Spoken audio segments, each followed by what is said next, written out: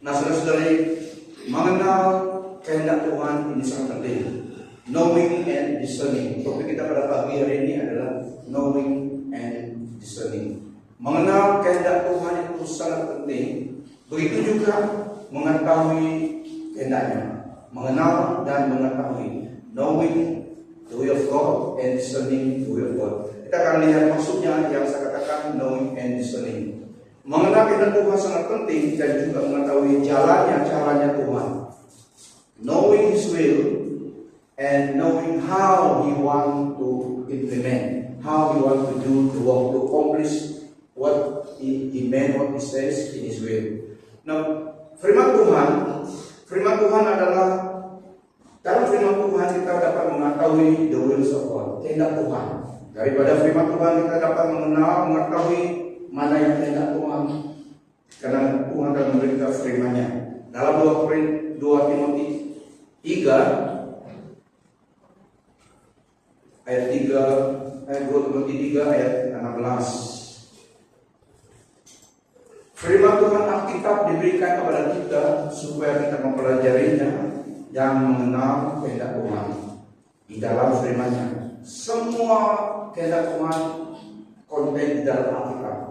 All the wills of God for our life and death and future tercantum di dalam firman Tuhan. Karena Alkitab, firman Tuhan adalah untuk kita, pengetahuan kita. Love letter ataupun surat Allah kepada kita supaya kita mengenal Dia, mengenal kehendaknya di dalam firman Tuhan. Tidak di luar kehendak Tuhan, tidak di luar Alkitab, tapi di dalam firman Tuhan. Dan firman Tuhan diberikan supaya kita mengenal kehendaknya dalam 2 Timotius 3 ayat 16. All scripture is God breathed and is useful for teaching, rebuking, correcting, and training in righteousness, so that the servant of God may be thoroughly equipped for every good work. Seluruh kitab suci diilhamkan oleh Allah dan berguna untuk mengajar, menegur, membetulkan, dan mendidik ke arah kebenaran. Kebenaran adalah firman Tuhan. Semua didikan daripada firman Tuhan adalah mendidik kita ke arah kebenaran. It's not delusional, tapi to know the truth. Dalam firman Tuhan. Jangan demikian tiap-tiap orang. Ya, dalam tafsiran Inggris tadi, the servant of God. Sebab daripada servant of God, hamba Tuhan harus mengenal kehendak Tuhan thoroughly dalam Alkitab supaya dapat mengajarkan kepada jemaat Tuhan. Dan di dalam tafsiran FBB ini, dengan demikian tiap-tiap orang yang mengabdikan diri kepada Allah akan dilengkapi sepenuhnya untuk melakukan segala kerja yang baik. So the wills of God for everything in this life can be known from the Bible. Kehendak Allah di dalam kehidupan ini dapat diketahui, dikenalkan melalui Alkitab. The Bible provides us with the whole counsel of God. Alkitab mengandungi apa yang misi hatinya Allah. So it contains the whole counsel of God. The Bible is the Logos. Alkitab yang the written word adalah Logos of God. The written word pointing us or directing us to the living word, Jesus Christ. Alkitab adalah Logos, the written word, yang tertulis buku. Diilhamkan oleh Allah, tapi ditulis oleh manusia di dalam buku. So buku Alkitab adalah Logos, ataupun perkataan yang ditulis, perkataan Allah yang ditulis dalam buku, mendidik kita, memimpin kita, directing us to the living word, kepada firman yang hidup. Daripada firman yang tertulis, diilhamkan Allah, manusia tulis supaya kita mengenal kehendak Allah, mengenal Allah. Dan Logos ini, firman Allah ini mendidik kita, directing us to the living word, Yesus Kristus. Nah, itu pentingnya kita mengenal Alkitab. Roh Kudus juga mengguna firman Tuhan. The Holy Spirit used the Scripture enlighten us to understand the Logos of God. Supaya Logos of God menjadi Rema. Rema maksudnya timely message, specific message. kita renungkan firman Tuhan, mempelajari firman Tuhan, atau mendengar firman Tuhan, ditaburkan, Roh Kudus menggunakan, dia tahu keperluan kita spesifik, dan dia enlighten our heart. Firman Tuhan itu menjadi rema dan menjadi hidup, specific word, seperti word of knowledge untuk kita. Itulah penting kita pay attention apabila firman Tuhan ditaburkan, karena Roh Kudus menggunakan firman Tuhan itu supaya memberi kita apa yang kita perlukan. So, firman Tuhan itu menjadi enlighten, menjadi alive, menjadi kita specific word pada masa itu. Itu maksudnya rema. Jika tidak, firman Tuhan itu tetap menjadi logos, tetapi itu adalah kehendak Tuhan, dan Roh Kudus menolong kita mengerti sehingga iman kita mengerti, memahami. Roh Kudus itu timbul dalam hati kita iman. Roh Kudus menggunakan firman Tuhan menjadi rema, enlighten our spirit, dan membangkitkan iman dalam hati kita dan menerima kebenaran yang dicantumkan dalam firman Tuhan. Janji Allah menjadi nyata. Jadi kita dapat menerima semua janji Tuhan itu memang benar, tapi iman kita kalau tidak di-enlighten oleh Roh Kudus, waktu kita mendengar, membaca firman Tuhan, sehingga dia enlighten our spirit, sehingga iman kita dapat menggenggamkan janji Tuhan itu tentang keselamatan. Jadi kita percaya tentang kesembuhan, tiba-tiba iman kita sampai pada level itu kita percaya firman Tuhan oleh biru Yesus kita disembuhkan, dan iman kita timbul sampai level itu kita menerima. Jadi kita genggamkan, kita percaya keselamatan adalah janji Tuhan, kesembuhan adalah janji Tuhan, protection janji Tuhan dan firman-Nya, provision dan blessing janji Tuhan dan firman-Nya. Until and unless iman kita sampai pada level itu terdapat akses kepada janji Tuhan itu. Memang janji Tuhan itu benar, ya, dan amin dari Yesus Kristus. Tapi untuk kita secara pribadi, how kita menerima untuk bagian kita through of faith, iman kita. When our level of faith sampai kepada level situ, kita dapat ambil. Contohnya, jika kita klik ada mainan, itu kan, kalau levelnya cincin kena yang itu dan jatuhlah dia itu. So gambarannya dengan iman kita akses. Jadi kita harus build our faith berdasarkan firman Tuhan, sehingga iman kita sampai level menerima janji Tuhan itu. Jadi Tuhan seperti fajar mengisi. Memang ya dan amin dari Yesus. Tapi secara pribadi, how saya secara pribadi akses menggenggamkan appropriate the promises of God for me. Ini penting. Jadi itulah kita meditasi, baca firman Tuhan, renungkan firman Tuhan. Firman Tuhan menimbulkan iman dalam hati kita. Roh Kudus menggunakan firman Tuhan, karena firman Tuhan kehendaknya. Jadi yang pertama tadi, knowing the will of God.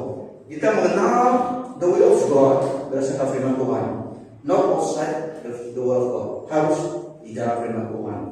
Jadi yang kedua sangat penting juga, discerning His ways. Penting sekali mengenal kehendak Tuhan dalam Alkitab, dan juga sangat penting mengetahui or discerning His ways, His strategy untuk implement kehendaknya itu. So doing according to His will and ways. Itulah firman Tuhan katakan, trust in the Lord with all your heart and don't lean not on your own understanding, but trust in the Lord. Percayalah pada Allah, pada Tuhan dengan segenap hatimu, jangan bersandar pada pengertianmu sendiri. So discerning the will of God. Kita mengenal kehendak Tuhan, tapi bagaimana caranya, strateginya Tuhan mau implementnya kehendaknya itu dalam satu isi tertentu untuk hidup kita. Kita harus discern kehendaknya, bagaimana strateginya, bagaimana yang Tuhan mau kita lakukan.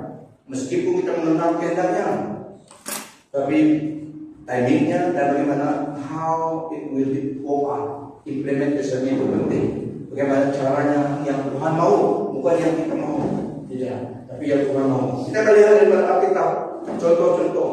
Waktu Nabi Nuh membuat bahtera di dalam Genesis It's God who gives him the blueprint. So supaya kapal itu dibuat engineer dengan caranya kehendak Allah. Nuh dan anaknya cuma ikut blueprint itu, tidak boleh ikut kehendaknya. Segala sesuatu yang diperintahkan bagaimana levelnya, bagaimana tingginya, specifically dia harus ikut itu. Nabi Nuh dan anaknya ikut membuat bahtera itu mengikut kehendak Tuhan. Mungkin meskipun Nabi Nuh seorang yang pandai kapal perahu, tapi dia tidak ikut desainnya, dia harus ikut desain Tuhan. Dan yang kedua, Rasul Paulus dan Silas dalam pelayanan penginjilan membawa Injil Kristus ke seluruh dunia dalam mission Rasul Paulus di dunia dulu. Memang kehendak Tuhan menyebarkan spread the good news ke sana ke sini, tetapi harus ikut direction dan mana yang Tuhan tuntun, Tuhan mau. Kita lihat dalam Kisah Rasul 4 ayat Kisah Rasul 16 ayat 6 sampai 40. Di situ kita tidak baca semuanya karena panjang ya, tapi di dalam kisah itu Rasul Paulus dan Silas dalam misi mereka, dia mau pergi ke Asia. Roh Kristus menghalang. Dia mau pergi ke satu tempat lagi, Roh Kristus menghalang mereka. Jadi pada satu malam Rasul Paulus melihat penglihatan seorang man of Macedonia. Dalam visinya man of Macedonia itu berdoa merayu supaya Rasul Paulus datang ke sini beritakan firman Tuhan kepada kami, membaca kepada kami. So di dalam vision itu Tuhan menunjukkan visi seorang lelaki man of Macedonia. Lalu Rasul Paulus tahu Tuhan terus pergi ke Macedonia, tidak ke Mesia, tidak ke Asia pada masa itu. Jadi direction mereka ikut kehendak Tuhan. Besok pagi cari kapal pergi ke Macedonia. Karena itu kehendak Tuhan. 2 kali mereka mau ke tempat ini dihalang oleh Roh Tuhan. Kalau mereka memberontak terus ke sana, memang itu kehendak Tuhan lagi. Meskipun membawa berita baik. Jadi Rasul Paulus dan Silas dan timnya pergi ke Macedonia, memberitahu berita baik kepada orang di Macedonia. Dan di dalam podcast itu juga mereka menemukan seorang businesswoman, Lydia, yang dealing with purple clothes, yang bisnis purple clothes, itu bisnis kain, jual-jualan kain. Sehingga Lydia menerima Tuhan Yesus menjadi Tuhan Yerusalem, dan itu tim Rasul Paulus di dalam support pelayanannya. Dan di dalam perjalanan itu juga waktu start dari Macedonia itu kepada Lydia, dan juga sehingga mereka masuk dalam penjara karena memerintahkan terbaik Paulus dan Silas. Tetapi tujuan Tuhan adalah supaya seorang jailer yang jaga penjara itu dan seluruh householdnya, keluarganya, amahnya juga datang kepada Tuhan satu malam itu saja. So itu rencana Tuhan. Jadi harus demikian, direction Tuhan. Sampai kepada jailer itu dari Macedonia, pergi ke Lydia, dan sampai kepada jailer dan keluarganya, seisi keluarganya. Dan Lydia dan kawan-kawannya di situ didorong di dalam kota Filipi, the city of Thyatira, sebelum mereka keluar dari tempat itu. So itu yang Tuhan mau kepada Rasul Silas dalam misi mereka. Jadi mereka ikut, sehingga berapa golongan orang ini dimenangkan orang yang influential figure. Melalui mereka ini, mereka juga menjadi saksi Kristus kepada orang lain, start kepada mereka. So ini kehendak Tuhan. Dan yang kedua, yang selanjutnya yang ketiga, Philip, seorang malaikat atau Roh Kudus Tuhan waktu dalam pelayanan, malaikat harus berlaku, mujizat berlaku, banyak orang datang kepada Tuhan, tapi Roh Kudus suruh dia keluar dari tempat itu dalam pelayanan, in the midst of ministry, fruitful ministry. Philip dengar Roh Kudus suruh dia pergi ke satu jalan yang jauh sana. Dia pergi ke jalan situ, dia pergi ke situ meninggalkan tempat pelayanan yang baru-baru tadi, fruitful ministry. Tapi Roh Tuhan suruh dia pergi ke satu jalan. Di situ seorang Yunak, seorang pangkat tinggi di dalam pemerintahan, Ethiopian Yunak. Dia sedang balik dari Yerusalem pakai kuda chariot, sedang membaca kitab Yesaya, dan Roh Kudus suruh Filipus pergi dekat lagi. Dia dengar, sampai dekat dia dengar seorang Yunak ini ataupun YB ini, orang besar ini dalam kerajaan baca tentang Tuhan Yesus di dalam Perjanjian Lama. Jadi Philip tanya dia, kamu paham nggak apa yang kamu baca? Tidak, dia bilang. Asalkan tidak, ada bilang. Saya perlu orang yang memberitahu kepada saya. Jadi dia invite Philip pergi ke dalam ceritanya, dan dia tanya, ini Nabi ini tulis tentang siapa? Tentang dia atau tentang Mesias? Ini tentang Tuhan Yesus. Jadi dia cerita good news. So it's happening already. Christ has been risen. Jadi di situ on the way seorang Yunak ini dibaptis. Orang ternama ini dibaptis. So ini kehendak Tuhan, sehingga dia ikut meninggalkan pelayanan yang sedang berkembang di sistem tempat ini. Ikut kehendak Tuhan yang pergi. There's a road that goes down, jalan yang desert, berpasir, that goes down from Jerusalem to Gaza. Dan jadi itu Ethiopian Yunak. So Yerusalem pergi Gaza yang sedang berperang. Injil mulai sampai dulu Gaza. Yunak itu balik ke Yerusalem, berdoa di Yerusalem, dia balik ke tempat dia bekerja. So Philip pergi situ, dan walaupun dia sibuk pelayanan sini, tapi dia ikut kehendak Tuhan pergi ke tempat lain, dan dia harus ikut. Dia tahu kehendak Tuhan memenangkan jiwa, tetapi dia harus tahu discerning the will of God, the move of God, mana yang harus pergi. Begitu juga kita mengenal kehendak Tuhan itu bagus, tapi bagaimana kita hidup di dalam itu, bagaimana kehendak Tuhan, bagaimana yang Tuhan mau dia dilakukan. Dan seterusnya, waktu berperang di The Wall of Jericho, kisah The Wall of Jericho, Joshua memimpin orang Israel. Saya baca dalam tentang pergerakan Israel, memang orang yang berperang terus karena mereka keluar daripada the land of perbudakan Egypt. Tidak, belum ada negara pada masa itu, mereka jalan. Ada yang mau limpas teritori satu tempat kawasan, mereka minta izin mau limpas karena mereka sedang menuju ke tanah Kanaan yang dijanjikan. Tapi orang penduduk teritori itu tidak friendly, mereka mau lawan mereka. Paksa mereka perang, ada yang kalah, jadi mereka tawan tanah mereka itu, limpas ke teritori. Mereka juga tidak friendly, dia bilang, Moses bilang, kami akan melempas kawasan itu saja. We pass your territory, we don't drink your water or anything, we just walk on foot, pass your territory to where you want to go. Tapi mereka tidak friendly, orang yang tidak kenal Tuhan. Di situ mereka mau lawan mereka, sehingga mereka berperang terus. Sudah berperang, ada tanah mereka. Tapi the land of Israel only in 1948 baru mereka ada nation. Sementara itu dalam akibat perjalanan mereka berperang secara sendiri dengan orang Amorite, Hittite, berperang terus. Mungkin kehidupan kamu itu juga dengan susah. Tuhan berserta.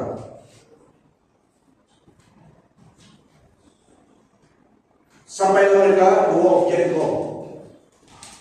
Joshua memimpin mereka masa itu. Jadi Tuhan mau mereka mengalahkan Jericho, tapi harus puji Tuhan. Strategi Allah adalah sekali mengelilingi kota itu, jalan saja, tidak berperang. Jalan saja mengelilingi kota itu selama 6 hari. Dari pagi jalan selama 1 lipas, balik ke mereka. Ya, next day pergi lagi. 6 hari itu, strategi Tuhan. Sampai hari yang ke-7, hari yang ke-7, 7 kali. 7 kali baru mereka tiup. Ada alat yang mereka gunakan. So ini cara Tuhan. Very powerful. Sehingga mereka belum berperang, tiup saja sampai kala itu runtuh the wall of Jericho dengan kuasa Allah. Dan Tuhan yang berperang bagi kita. So itu strategi Tuhan. Joshua yang memimpin harus ikut. Kehendak Tuhan melakukan bagaimana menghancurkan the wall of Jericho. Kalau lihat the wall of Jericho memang very serupanya unshakable, tetapi oleh kuasa Tuhan runtuh dengan tiupan sangkakala dan teriakan mereka. Runtuh. The point is ikut kehendak Tuhan. How God want it to be planning. So mereka ikut. Itu juga Moses dan Joshua. Moses berperang, Joshua di valley berperang dengan literally dengan musuh, dengan pedang, dengan tombak. Tapi Musa dan Harun atas gunung. Karena peperangan kita dalam hidup kita sebagai orang Kristen adalah, yang pertama adalah our enemy is the spiritual forces. So pada peperangan yang on the ground dalam dunia ini, Joshua dan timnya berperang dengan pedang, dengan tombak di atas in the valley. Musa dan Harun, Musa dengan tongkat Allah berdiri atas gunung mengangkat tongkatnya. Waktu tangannya diangkat, Israel di bawah menang. Ketika tangannya mereka kalah. So harus ada yang penolong. Itu cara Tuhan, teamwork. Jadi Harun dan seorang lagi, satu sebelah. Ambil batu, duduk, suruh Musa duduk sepanjang hari itu supaya tangannya terus terangkat. Kedua tangan. Tapi ada seorang yang jaga sini. So mungkin pernah Anda juga jaga sebelah bahu supaya tidak turun tangan Musa. So, karena itu kehendak Tuhan. So kita lihat jalan hidup kita sebagai orang Kristen, there is the warfare. Musuh kita yang mau meruntuhkan kita selalu. We must acknowledge dan we must harus tahu, sedar dan ready untuk itu. Karena kita dapat mengelakkan. Dan mau kita ikut Tuhan memang musuh kita tak kita.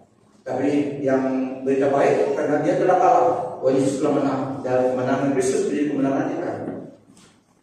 Nah, saudara-saudari, Moses dan Joshua, Moses melakukan peranannya sebagai spiritual leader dan juga physical leader. Joshua sebagai komandan peperang on the ground. Dan lagi waktu perjalanan mereka di padang gurun, kita lihat di dalam Exodus Keluaran 17 ayat 11 sampai 13. Kita lihat nih, ini Musa sedang memimpin orang Israel keluar daripada Mesir, Egypt menuju ke tanah Kanaan. Keluaran 17 ayat 11 sampai 13. Di situ ada kita. Musa sekali dia pukul batu karena dalam perjalanan mereka tidak ada minuman. Karena dalam perjalanan itu di padang gurun mereka haus, mereka komplain. Jadi Tuhan disuruh Musa pukul batu yang mengikuti mereka. Batu itu dari Kristus. Dan pukul batu itu pertama kali pukul sekali keluar air. Mereka minum, terendahkan, mereka minum, semua berjalan lagi. Dan pada suatu ketika Tuhan suruh Musa, kali ini jangan pukul batu, speak to the rock. Just speak to the rock. Supaya air keluar untuk mereka. Mereka komplain terus kepada Musa. Kalau kita baca, mereka komplain juga supply daging itu tidak enak lagi. Mereka ingat daging babi di Egypt sana. Mereka ingat apa bawakan di sini air pun tidak ada. Kalau di sana kita minum makan semua ada, mereka pun tidak ada, air pun tidak ada. Apakah kurang kuburan di tanah Mesir sana? Ini bagaimana? Jadi mereka komplain. Marah Musa.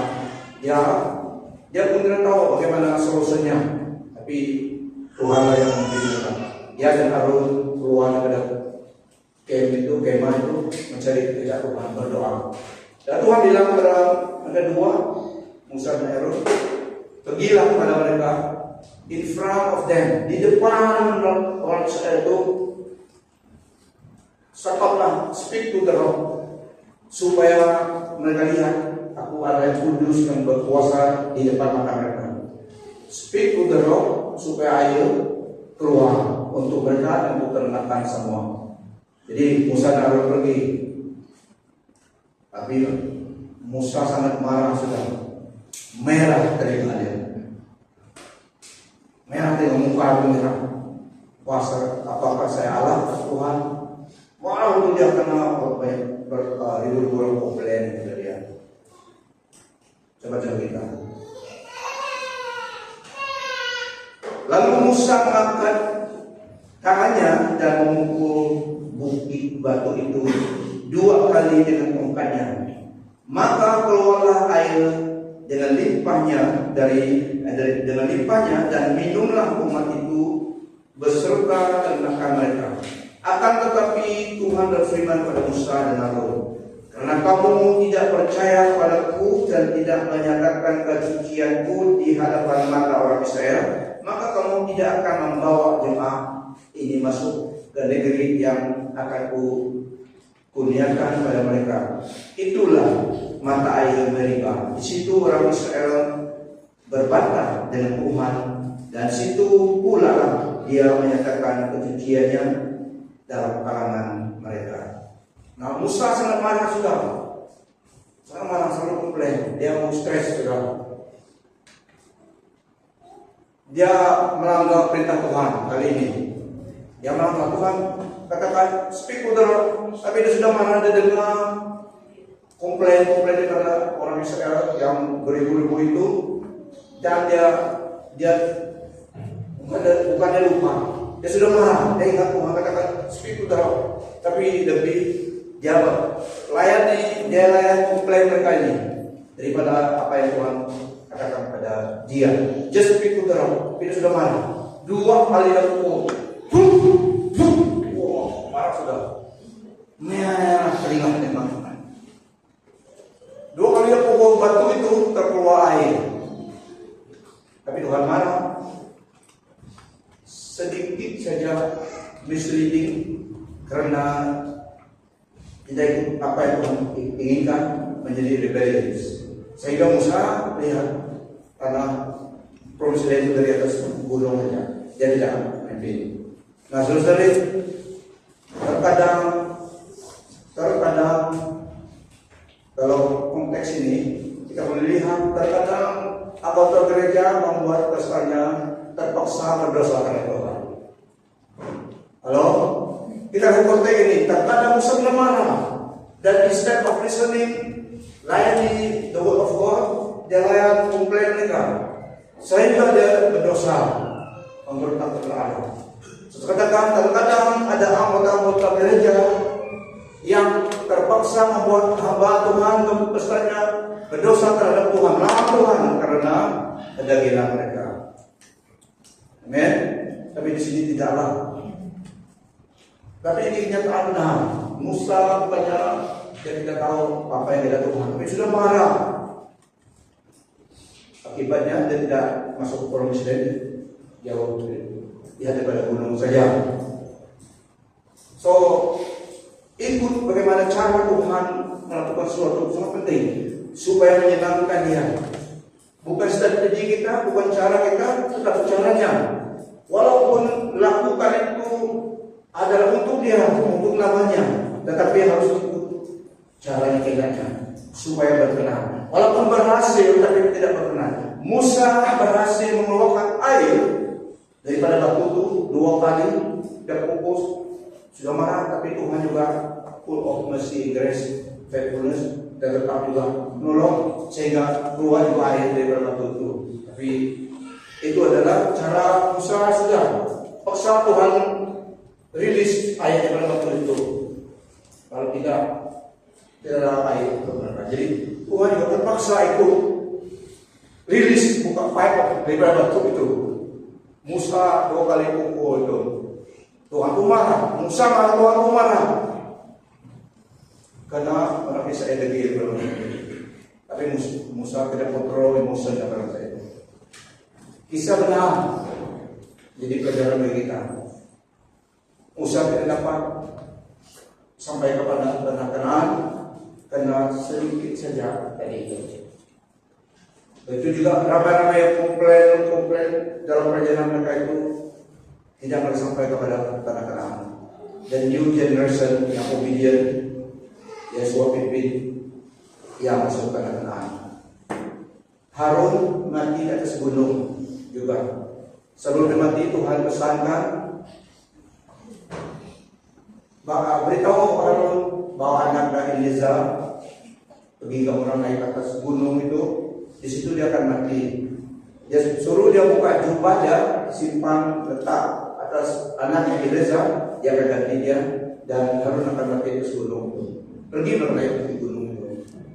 Disitulah Harun mati, tidak turun lagi. Yang turun adalah Musa dan Eliezer. Mana Harun? Dia mati di atas kata Musa. Baru mereka sedang, oh mati sudah Harun. Mereka tidak berkumpul dan raden sebukit sana. Dia mati. 30 hari mereka berpanggung. Musa dan anak Harun yang beritahu. Allah kita adalah Allah yang penuh dengan supernatural. So, penerapannya penting mengenal kehendak Tuhan di dalam segala sesuatu yang berkenaan dengan hidup kita. Contohnya dalam pekerjaan kita, karir kita, dan teman hidup kita, tempat tinggal kita, bisnis kita. Kita harus tahu kehendak Tuhan dan juga mengetahui kehendak Tuhan. Contohnya, jika cita-cita kita, planning kita itu ada selaras dengan firman Tuhan, maksudnya itu kehendak Tuhan. Apa yang kita planning rancangkan jika selaras dengan firman Tuhan, tidak bertentangan dengan firman Tuhan, itu maksudnya berkenan dengan Tuhan. Maksudnya kehendak Tuhan itu sesuai dalam perkara itu. Dan juga sebaliknya, Contoh dalam firman Tuhan ada mengatakan, siapa yang boleh menjadi teman hidup kita? Sebagai orang Kristen, siapa yang akan menjadi teman hidup kita? Waktu dalam perjalanan Israel dulu, mereka selalu menang dan mengalahkan menewaskan negara asing. Tapi komitmen daripada Allah kepada mereka, jangan ada hubungan dengan bangsa lain yang menyembah Baal. Di dalam pemandangan mereka pada suatu ketika, jadi mereka berkemah di depan negara itu karena ditawan oleh mereka. Tapi di situ banyak orang-orang lelaki suka hati ambil perempuan-perempuan bangsa yang Moabit itu. Tentu mereka tidak juga. Mereka tidak ikut kehendak Tuhan sudah. Mereka ambil dan berzinalah. Sehingga ada satu kali 20.000 mereka mati. Kutukan daripada Allah sendiri untuk umatnya karena mereka melanggar lawannya. Jadi pada suatu hari ada seorang Israel membawa seorang perempuan Moabit di depan mata Musa melintasi kemah mereka karena mereka di kemah. Lepas mereka tidak takut lagi pada Musa bawa perempuan asing pergi ke tidur di depan mata Musa dan ada anak Harun, anak Harun tadi, Eliza, dia ambil tombak. Karena dia anak orang Kristen, anak Harun tadi. Eliza namanya. Dia ambil tombak, dia ikut orang Israel tadi itu masuk kemah. Dia bucak dia, tembus dari belakang, tembus kepada kena perut perempuan itu. Mati yang kedua. Dan Allah menghentikan kutukan itu. Tidak ada orang mati lagi. Jadi Tuhan senang dengan Eliza ini. Dia buat perjanjian dengan keturunannya karena dia takut kepada Tuhan. River dan Ephor, oleh perbuatan dia itu menghentikan kutukan kematian di dalam kemah orang Israel. Kalau kita baca Alkitab sepertinya bukan Allah itu kasih, tapi itulah Allah itu kasih adil juga. Di dalam perjanjian baru ini full of grace. Kalau dalam perjanjian lama ada suatu ketika perkara yang terus kemudian terus ada kerendahan atau berontak kepada Tuhan. Tuhan izinkan ular masuk dalam kemah mereka, sehingga banyak yang mati karena perzinahan, karena mereka melanggar kehendak Tuhan itu. Menyadarkan mereka, cepat mereka deviate kepada Allah yang benar, menyembah Allah orang yang di sekitar mereka, orang Baal. Tuhan menghukum mereka dan mereka sedar, balik ke Tuhan, tertarik tekan Tuhan itu lagi. Jadi penting sekali kita ikut kehendak Tuhan, mengenal kehendak Tuhan, mengetahui kehendak Tuhan. Jadi tentang teman hidup contohnya dalam firman Tuhan, siapa yang boleh menjadi teman hidup kita? Hanya kawanmu sebelah. Siapa yang boleh kamu kawin? Menurut firman Tuhan, siapa yang boleh menjadi teman hidup kita? Pasti orang yang seiman. Dan jika kita sedang memilih atau sedang menjadi kita dengan orang yang tidak seiman dengan kita, makanya itu bukan kehendak Tuhan untuk hubungan itu. Saya ulangi, kehendak Tuhan untuk kita, teman hidup kita, apalagi kalau teman hidup, even close relationship, bukan tidak dapat berkawan dengan orang lain, tetapi as far as relationship is concerned, jika ada serius, itu tidak boleh lagi. Apalagi kalau mau jadi teman hidup, harus orang seiman dengan kita. So, jika tidak seiman dengan kita, makanya itu bukan kehendak Tuhan. Kita ketahui itu. Jika orang itu yang kita fall in love itu tidak seiman dengan kita, itu bukan kehendak Tuhan, tapi itu kehendak kita sendiri.